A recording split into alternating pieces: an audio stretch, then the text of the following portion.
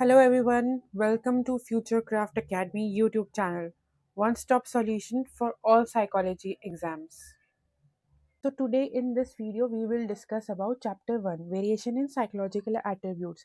This is Marks Booster series for upcoming board exams. If you want to ace your board exams, do watch full series. इस series में हम ये discuss करेंगे कि कौन से इम्पॉर्टेंट टॉपिक्स हैं जो कि अपकमिंग बोर्ड एग्जाम्स में हाई वेटेज हाई मार्क्स रखते हैं एंड उनको हमें समझना बहुत इम्पॉर्टेंट है. What we will learn today, let's see कि हम आज क्या क्या इस वीडियो में सीखने वाले हैं. We will cover most expected questions of individual differences and why every person is unique, situationist perspective, formal and informal assessments, assessment का process and its application, psychological attributes and domains, and we will use how methods used to assess individuals, test, interviews, observation, real life importance of psychological assessment, and by the end of the video you will be clear with all the concepts. So let's begin.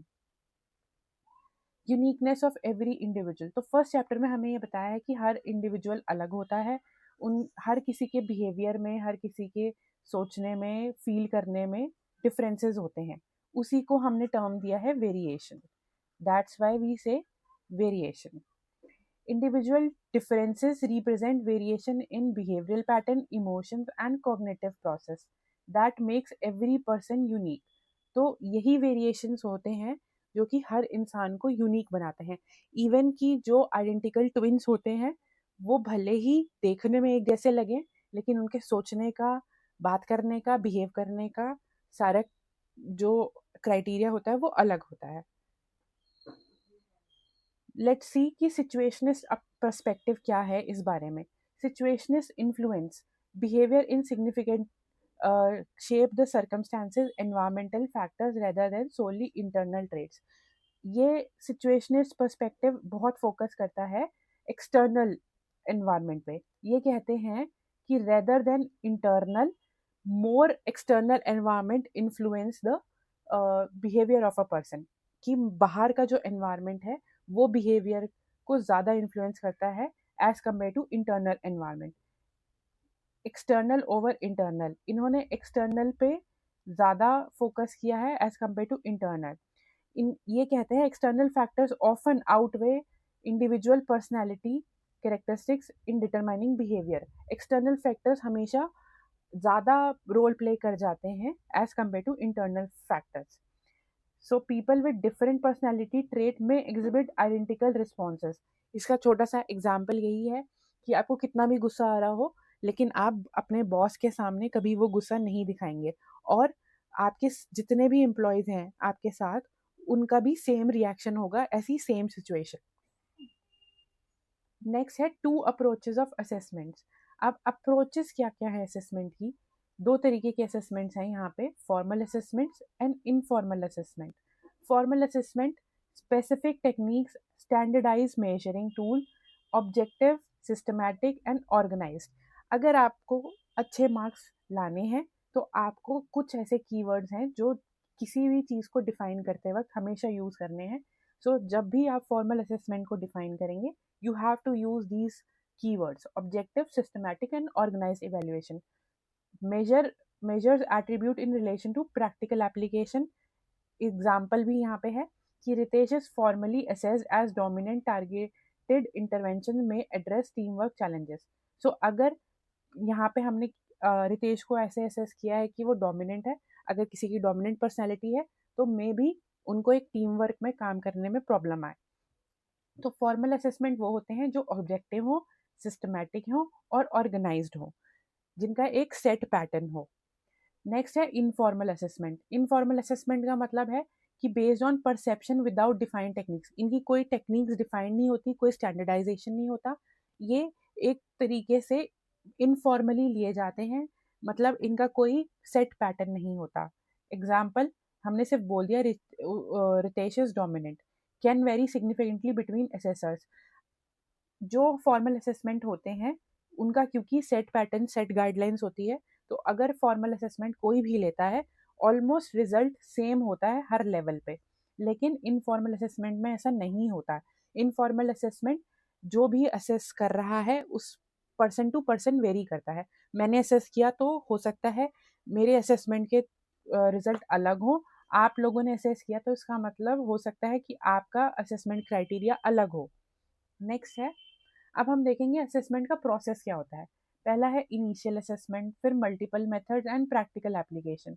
Assessment का process first stage है कि जिसमें हम systematically measuring and evaluating psychological attribute using establish standards. So जो establish standards हैं उनको use करके जब हम फर्स्ट स्टेज पे कुछ चीज़ इवेल्युएट करते हैं वो इनिशियल असेसमेंट कहलाता है। नेक्स्ट है मल्टीपल मेथड्स। अगर आपको किसी की पर्सनैलिटी जज करनी है, किसी का IQ टेस्ट करना है, तो उसके वेरियस मेथड्स होते हैं। हम अलग अलग मेथड्स को यूज़ करके अलग अलग एट्रीब्यूट्स को, अलग अलग डोमेन्स को कवर कर सकते हैं। Uses various techniques standard comparison to ensure comprehensive understanding. Comprehensive understanding उसके सारे डोमेन्स को मेजर करने के लिए हम ये मल्टीपल मेथड टेक्निक यूज़ करते हैं। नेक्स्ट है practical application. Result inform intervention guidance selection placement training programmes. जब हमने इनिशियल असेसमेंट किया, बेसिक हमें बेसिक इन्फॉर्मेशन मिली। मल्टीपल असेसमेंट किए, हमारे ओवरऑल सारे डोमेन्स की असेसमेंट मिली हमें।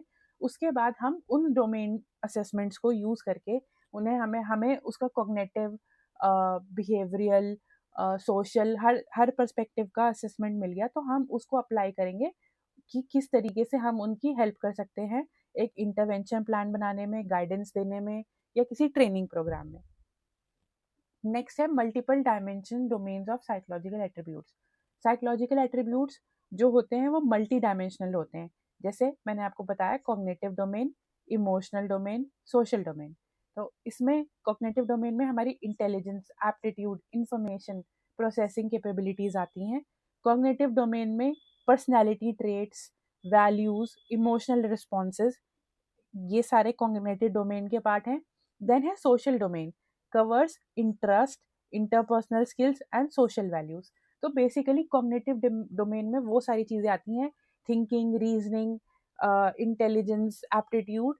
इमोशनल में आती है हमारी पर्सनैलिटी, हमारे वैल्यूज एंड इमोशनल रिस्पॉन्सेज, हम किस तरीके से रिस्पॉन्स करें किस सिचुएशन में।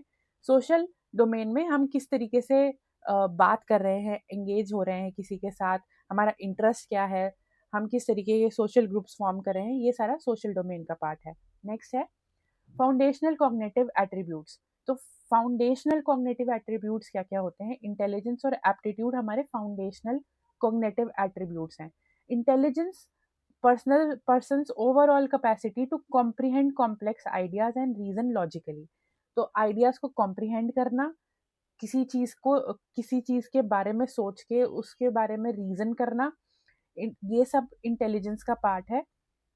And utilising available resources for facing challenges. जो भी हमारी नॉलेज है, जो भी हमारे पास रिसोर्सेज है, उसको हम किस तरीके से बेस्ट यूटिलाइज करें किसी सिचुएशन को या किसी प्रॉब्लम को सॉल्व करने के लिए, ये इंटेलिजेंस डिटरमाइन करती है। देन है एप्टीट्यूड। एप्टीट्यूड में हमेशा एक वर्ड याद रखिए, potential to acquire.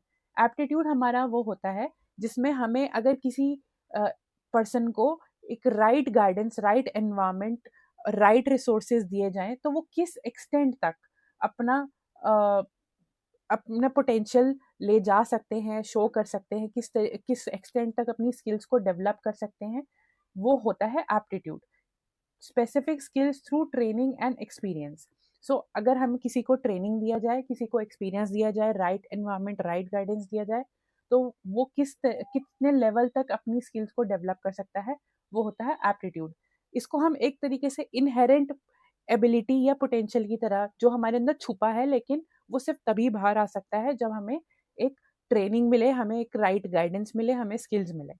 So next है, अब हम बात करेंगे enduring साइकोलॉजिकल ट्रेड्स, जिसमें हम enduring साइकोलॉजिकल ट्रेड्स में आता है personality, values and interest. Persons consistent and enduring trade that distinguish them from others. ऐसे ट्रेड्स जो हमें एक दूसरे से अलग बनाते हैं वो कहलाते हैं पर्सनैलिटी ट्रेड्स।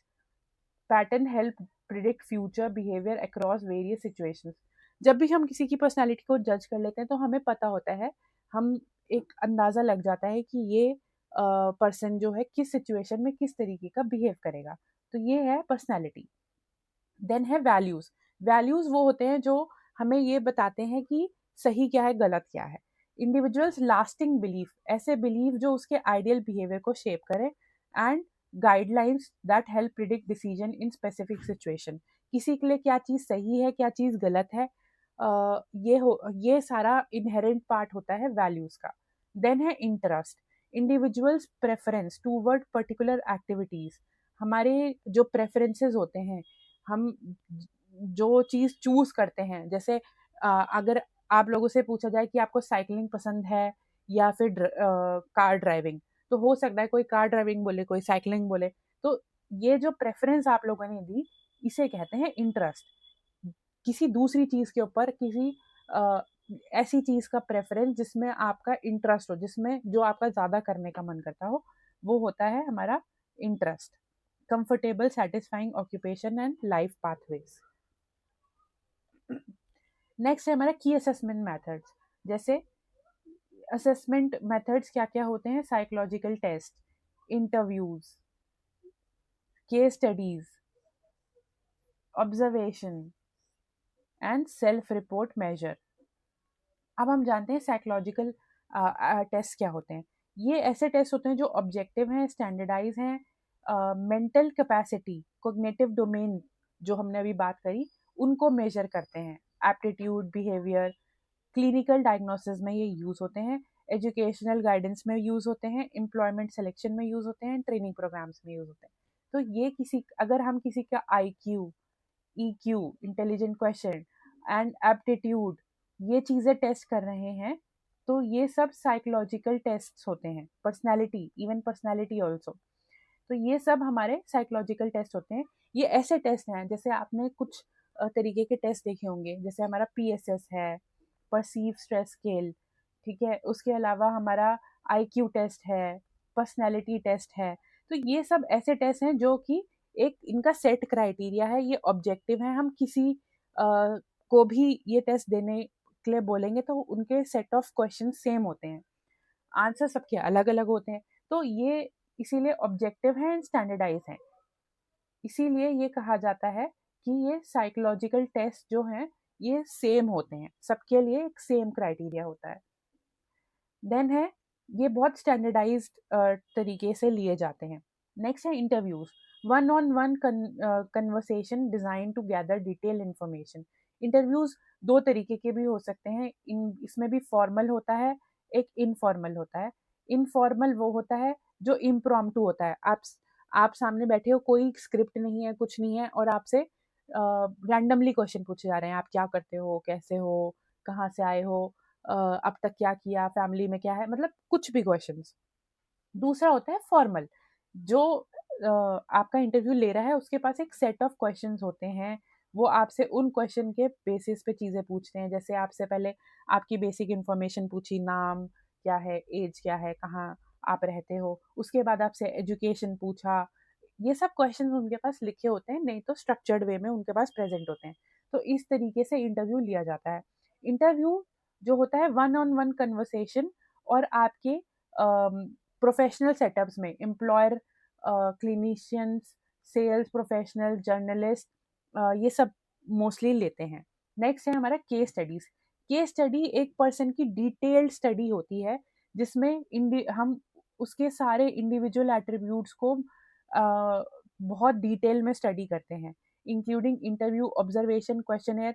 एक पर्टिकुलर पर्सन का, मान लो एक पर्सन ए है, उसके जितने भी उसने आज तक साइकोलॉजिकल टेस्ट दिए हैं वो स्टडी करना, जितने इंटरव्यूज दिए हैं वो स्टडी करना, जो भी उसकी एजुकेशन क्वालिफिकेशन है वो स्टडी करना, उसके लाइफ एक्सपीरियंसेस हैं वो स्टडी करना।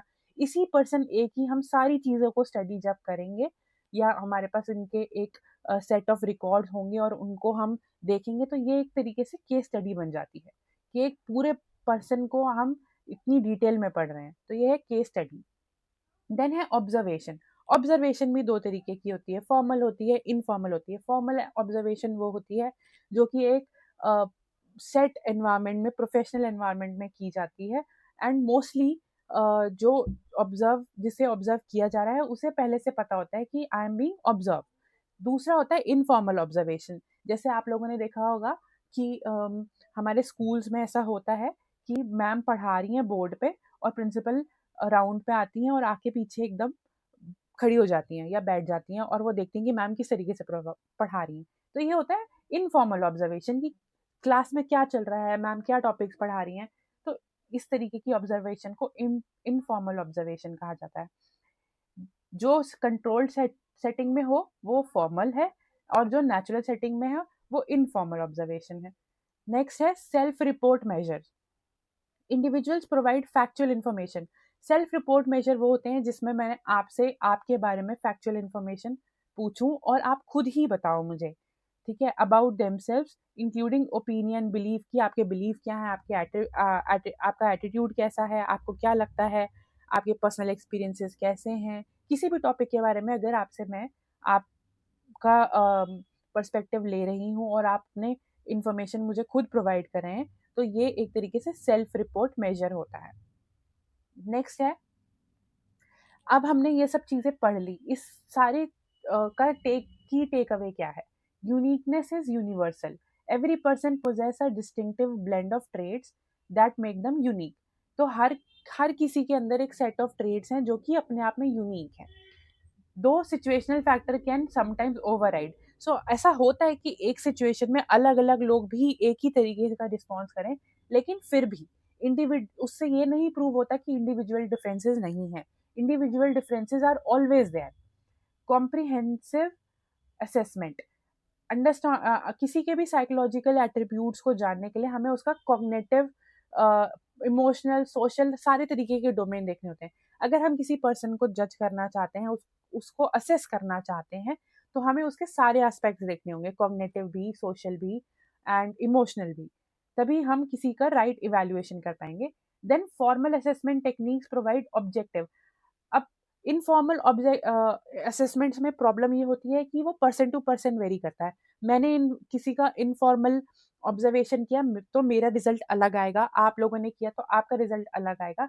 लेकिन जब हम फॉर्मल असेसमेंट करते हैं, क्योंकि उसमें एक सेट रूल्स हैं, सेट गाइडलाइंस हैं, सेट क्वेश्चंस होते हैं, तो मोस्टली ऐसा होता है कि उसका जो रिजल्ट है वो ऑलमोस्ट थ्रू आउट सेम आता है।